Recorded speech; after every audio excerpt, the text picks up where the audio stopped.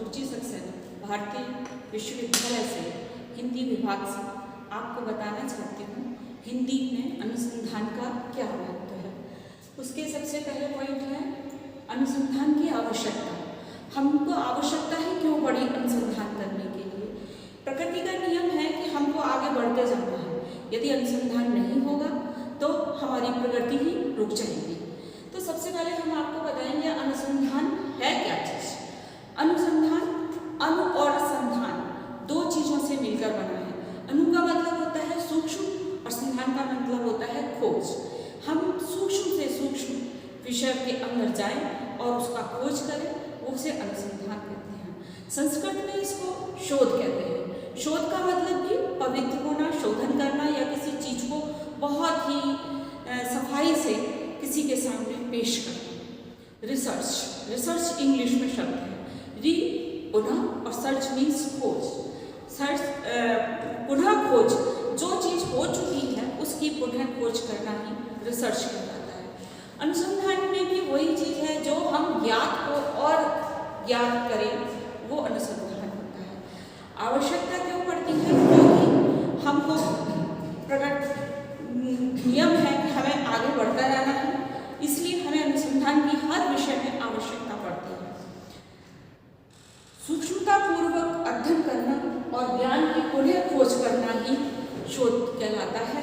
इसके तीन उद्देश्य रहते हैं अनुसंधान के।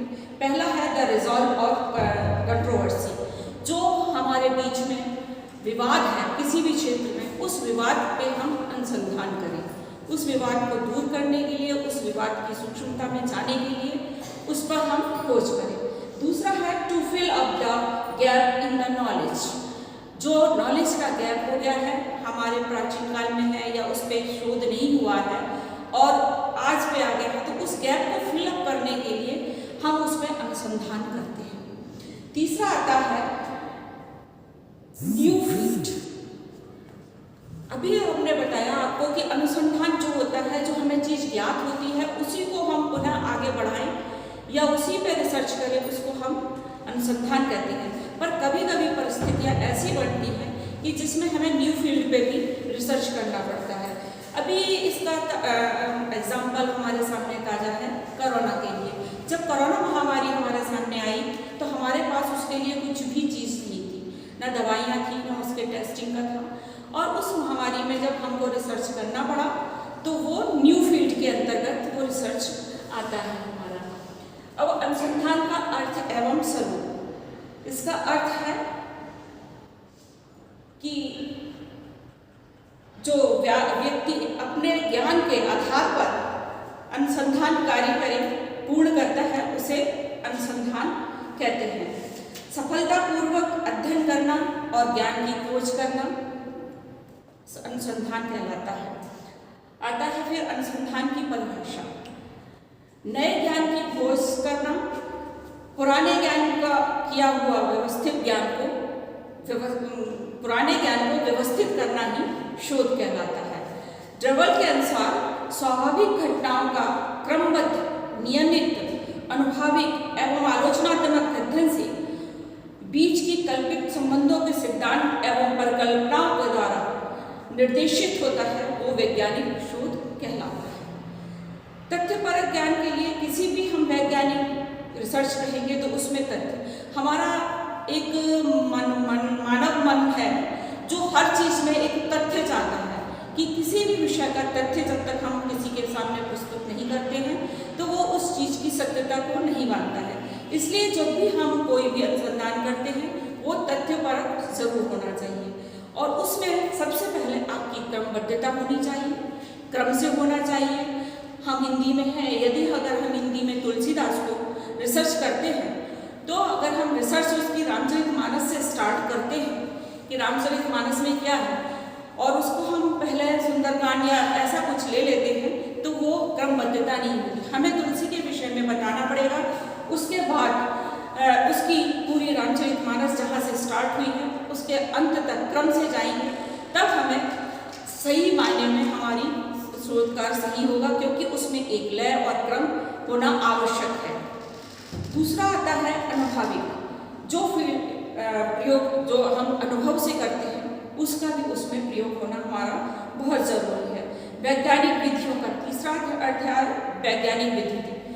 वैज्ञानिक तथ्य जो सार्वभौमिक सत्य चले आ रहे हैं और जिनको मान्यता प्राप्त है समाज में, ऐसे तथ्यों का भी होना उसमें आवश्यक है। ये नहीं है कि हम अपने विचार उसमें नहीं डाल सकते, हम अपने विचार भी उसमें डाल सकते हैं, पर उन वैज्ञानिक तथ्यों को हम इग्नोर नहीं कर सकते हैं जो कि हमारे समाज में पहले से ही व्याप्त है। वस्तुनिष्ठता, ऑब्जेक्टिव जरूर होना चाहिए उसमें, हमें कहीं से कहीं उठाकर नहीं जाना चाहिए। जिस विषय पर हम ले रहे हैं उस विषय के सारे ऑब्जेक्ट्स हमारे सामने होने चाहिए। लास्ट पॉइंट आता है प्रामाणिकता या उसका सत्यापन। जब हमारा अनुसंधान पूरा होता है तो हमें उस विषय के विशेषज्ञ से उसकी प्रामाणिकता लेना अत्यंत आवश्यकता होती है कि जो शोध हमने किया है वो सही है, उसमें सत्यापन है कि नहीं है। और जब हम करते हैं पहले से तो उस विषय को भी ध्यान में रखकर करना चाहिए कि हम सत्य से हटकर उसकी जो प्रमाण है उससे हटकर हमें अनुसंधान नहीं करना चाहिए। तो प्रामाणिकता का होना बहुत आवश्यक है और क्रमबद्ध होना भी हमारे लिए बहुत आवश्यक है। लास्ट पॉइंट आता है हमारा अनुसंधान का क्षेत्र। अनुसंधान हम किस क्षेत्र में कर सकते हैं? अनुसंधान के लिए वैसे हमारे पास कोई भी सीमित नहीं है, अनुसंधान का क्षेत्र हमारे पास असीमित है। किसी भी विषय पे, किसी भी लाइन में हम अनुसंधान कर सकते हैं। तो जो मुख्य पॉइंट है उसमें है पहले शिक्षा का क्षेत्र, दूसरा है स्वास्थ्य के क्षेत्र पर जिसमें हमें मनुष्य के बीच, शिक्षा के क्षेत्र में तो सभी को पता है कि शिक्षा में कैसे अनुसंधान होता है। स्वास्थ्य के क्षेत्र में हम बताना चाहेंगे, स्वास्थ्य क्षेत्र में जो हमारे समाज में निगेटिव सकारात्मकता लाने के लिए हमें उसमें समाज के क्षेत्र में जो मानसिक विरूपता और दूसरी धारणाएं फैली होती हैं उस क्षेत्र को स्वस्थ करने के लिए हम स्वास्थ्य के क्षेत्र में लाते हैं। दूसरा है सामाजिक क्षेत्र, आपस में सामंजस्य के बिठाने के लिए हमें सामाजिक क्षेत्र में भी कार्य करना होता है। ज्ञान विज्ञान का क्षेत्र, हमें अपने ज्ञान बढ़ाने के लिए और विज्ञान को आगे बढ़ाने के लिए भी हम इसमें अनुसंधान कर सकते हैं। अभी लेटेस्ट जुड़ा योग का क्षेत्र, योग का क्षेत्र भी बहुत व्यापक है और अब इसमें निरंतर बहुत ही शोध होने लगे हैं। जब से 21 जून 2005 से जब हमारे बीच योग का एक अंतर्राष्ट्रीय स्तर पर इसकी मान्यता प्राप्त हुई है, तो ये क्षेत्र हमारे लिए बहुत ही व्यापक हो गया है और ये नया क्षेत्र योग का हमारे अनुसंधान में जुड़ा है। तो इस तरीके से अनुसंधान हमारे लिए बहुत आवश्यकता है। यदि अनुसंधान नहीं होता है किसी में तो हमारे देश और हमारी बुद्धि का भी विकास उस समय रुक जाएगा।